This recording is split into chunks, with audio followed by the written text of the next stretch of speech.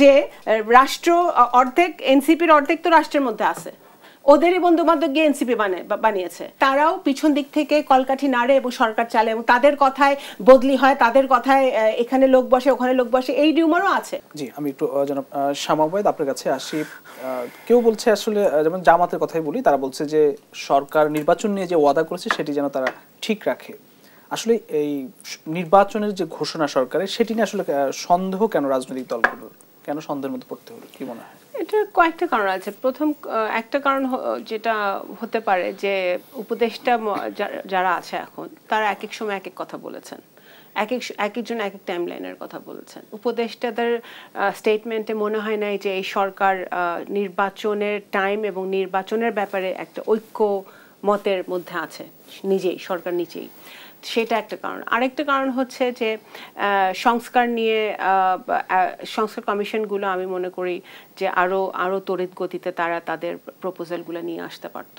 এই যে 400, 500, 600 পৃষ্ঠার প্রপোজাল, এগুলা না আরও মানে সময় ক্ষেপণ না করে আরও বেশি মানে আগে রাজনৈতিক দলগুলোর সাথে বসার সুযোগ ছিল, সেটা তারা বসে নাই, সেটা ধোঁয়াশা সৃষ্টি করেছে।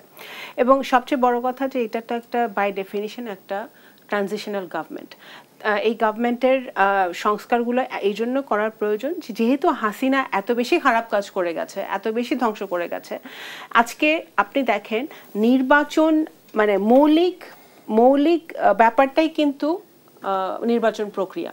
আজকে যদি একটি স্বাধীন নির্বাচন কমিশন আমাদের দেশে 50 বছর ধরে থাকতো,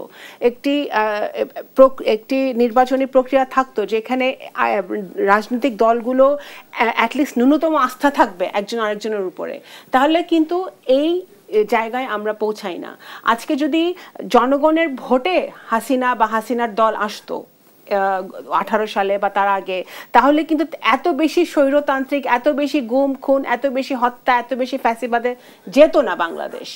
আজকে যেহেতু একটা বিনা ভোটে মানে স্টেক হোল্ডার বানিয়ে, অলিগার্কদেরকে বানিয়ে একটা বিনা ভোটের সরকার থাকার একটা সিস্টেম, মানে একটা সিস্টেম তৈরি করতে পেরেছিল শেখ হাসিনা, সেই কারণেই কিন্তু আজকে এই অবস্থা। তো সুতরাং মৌলিক পরিবর্তনটাই হতে হবে যে আমাদের একটি স্বাধীন নির্বাচন কমিশন, ব্যুরোক্রেসি। এখনও আমরা যেটা বিএনপি এখনও প্রতিদিন বলছে, প্রত্যেকটা মন্ত্রণালয় এখনও আওয়ামী লীগের লোকজন রয়ে গেছে, যারা গত টার্মে দুর্নীতির দোষর ছিল, যারা গত টার্মে হাসিনাকে ক্ষমতায় রাখার জন্য চেষ্টা করেছে, এখনও বিভিন্ন মন্ত্রণালয়ে রয়ে গেছে। এবং আমি বলতেই চাই যে MOFA is one of them, unfortunately. হ্যাঁ, আমাদের foreign ministry is one of them. এখন আরও অনেক মন্ত্রণালয় আছে এবং এগুলো ক্লিনজিং করতে হবে। প্রধান উপদেষ্টাকে লোক লাগাইতে হবে এগুলো ক্লিনজিং করার জন্য, না হলে কখনোই আমাদের এই সুনির্দিষ্ট যে অ্যাডভাইজাররা যদি সঠিক কাজটা করতেও চায়, ওই লোকগুলো করতে দিবে না।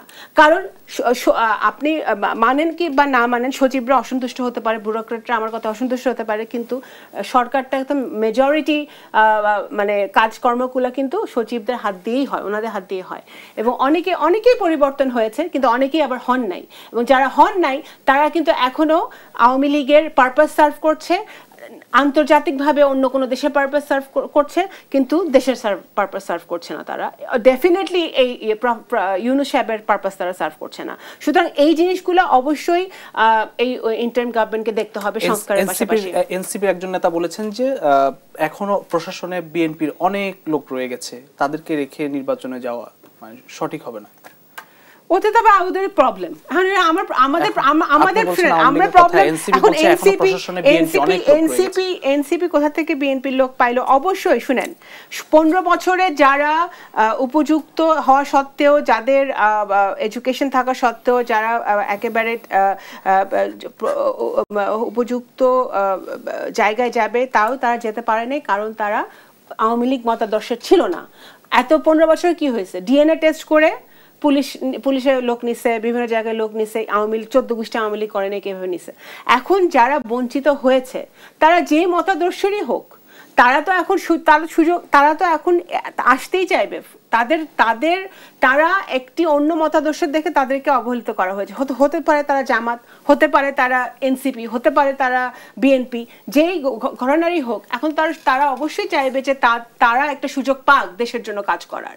এখন এনসিপি কোথায় দেখলো, আমরা তো এটাও আমি আমার ভাই ছিল সেই টকশোতে, ওকেই আমি বলছিলাম যে আমরা রিউমার আছে বাজারে যে রাষ্ট্র অর্ধেক, এনসিপির অর্ধেক তো রাষ্ট্রের মধ্যে আছে, ওদেরই বন্ধু বান্ধব গিয়ে এনসিপি বানিয়েছে। এখন ওরা আগে নাহিদ আগে ছিল, নাহিদ সরকারের মধ্যে, নাহিদ ছিল ইয়েতে, এখন গিয়ে ও এনসিপি বানিয়েছে। তারপরে ওদের যে আরেকজন আছে উপদেষ্টা বৈষম্য বিরোধী আন্দোলন ছাত্রদের মধ্যে মাহফুজ, হ্যাঁ, উনিও তো ওদেরই একজন। হ্যাঁ, তো এখানেও রিউমার আছে যে তারাও পিছন দিক থেকে কলকাঠি নাড়ে এবং সরকার চালে এবং তাদের কথায় বদলি হয়, তাদের কথায় এখানে লোক বসে ওখানে লোক বসে, এই রিউমারও আছে। এই রিউমারের কথা আমরা বলছি না। তারা আমাদের ছোট ভাই, তারা দল বানিয়েছে, ভাই বোনদেরকে নিয়ে, ভাই বোনদের তারা দল বানিয়েছে, তারা দল বানাক, দল এগিয়ে নিয়ে যাক, সেটা আমাদের দোয়া থাকবে সব সময়। কিন্তু এই ধরনের মানে এগুলো আমি মনে করি ওরা পলিটিক্যাল রিটরিক শিখতেছে, তো এই যে এগুলো হলো পলিটিক্যাল রিটরিক, এগুলোর মধ্যে কোনো